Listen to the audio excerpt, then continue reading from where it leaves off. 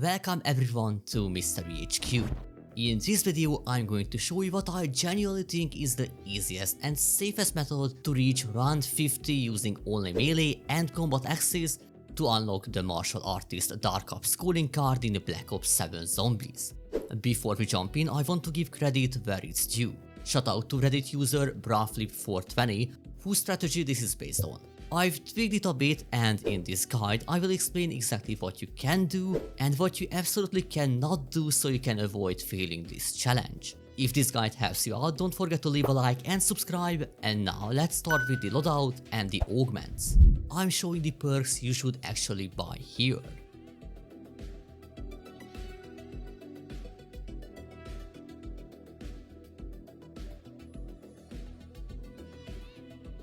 And yes, let's stop here for a bit. You can buy Elemental Pop, and with these augments I'm running, it will only activate Fireworks.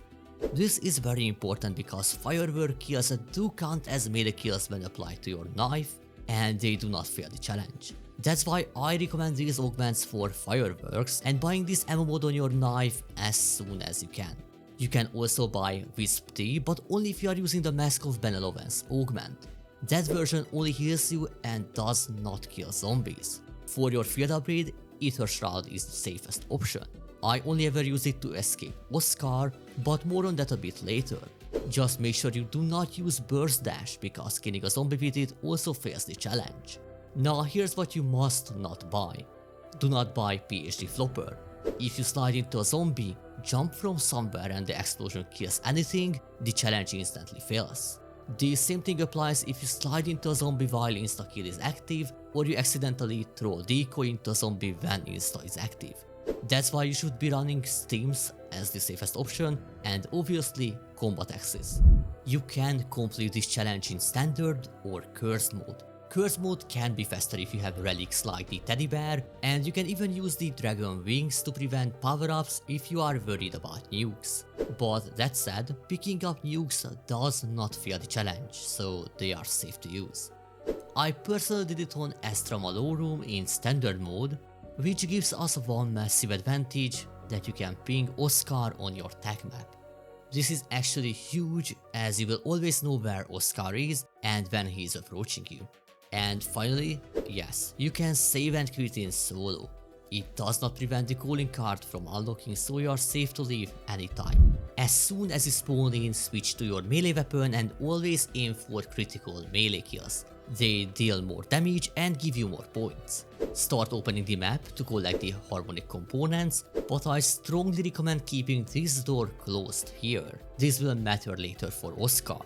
So approach the observatory from the other side, activate Pack-a-Punch and defend it using combat axes only. Once Pack-a-Punch is active, upgrade your knife as soon as possible and start increasing its rarity. From this point on, keep pinging Oscar on your tag map so you always know where he is. During Ravager runs, stay inside buildings, preferably the observatory. I heard there's a chance meteors can kill Ravagers outside, and I think that also fails the challenge. Okay, so the next 25 to 30 rounds are all about setup. Fully upgrading your knife, adding fireworks to it, and buying perks. The first 4 perks you should buy are Juggernog, Speed Cola, Mule Kick, and Quick Revive. With Mule Kick and Speed Cola augments, you get extra combat axes and you can also throw them faster. After that, buy Mini Macchiato from the Wonderfizz and then finish buying your remaining perks. Again, just do not buy PhD Flopper. Now, time to explain the core of this strategy. Head into the observatory and climb onto this table.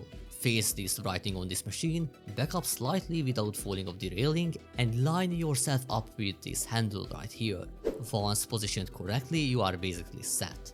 Zombies will climb onto this table, and all you need to do is spam combat axes looking at this spot. If positioned correctly, the axe will bounce off the handle and kill zombies before they even reach you. Early on, positioning isn't super strict. As long as you can retrieve the axe instantly and you can keep throwing it non-stop, you are fine. Later on, you have to position it a little bit more.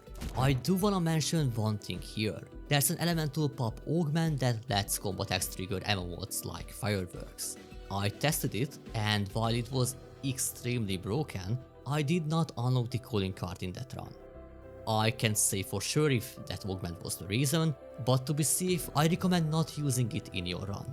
Also, as you can see, reactive armor stuns zombies, and with the vulture raid augment, your armor will automatically replay it, making this spot safe. I mean, at least safe on earlier runs. After round 40, things can get chaotic. You might be wondering why we even bother upgrading the knife if the combat axe does all the work. The reason is super simple: only melee kills recharge Ether Shroud. Your knife is essential for escaping Oscar, surviving Ravager runs, and saving yourself if you fall off the railing or you lose armor. So let's cover those situations.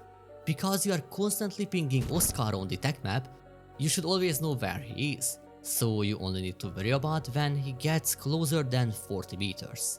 That means he is going to patrol through the building. Since the door behind you is closed, you don't need to worry about that side. But if Oscar approaches from the side where Mule Kick is, wait until he is almost behind you and then activate Ether Shroud, and I mean, that's it. Just let him pass. But if he enters from the front door, he will aggro. At that point, leave the building and do a loop. But always watch the tag map to see which exit he uses and then re-enter from the other side. Okay, so let's check other possibilities. Let's say you fall off the railing, you maybe don't have armor, or you re-enter mid-round after you escaped from Oscar. Well, my tip is don't try to climb back up immediately, only if you think it's safe. Instead, you should train zombies inside the building, melee them to activate fireworks, and chip away the horde very slowly with combat axes. This space is large enough to recover safely, and it's always safer than trying to climb up and falling off the railing again. For later Ravager runs, you can't really survive in this spot because there's just too much Ravagers coming, so you have to leave the spot, group them up in the building, and rely on fireworks and combat axes. You should also use steams whenever you want to overheal yourself. But once you hit round 50, if everything was done correctly, and the game is also generous enough, the martial artist Dark Ops calling card will pop. And again, just a disclaimer, this calling card can fail because of the most little obscure things, so always pay attention what you are actually doing.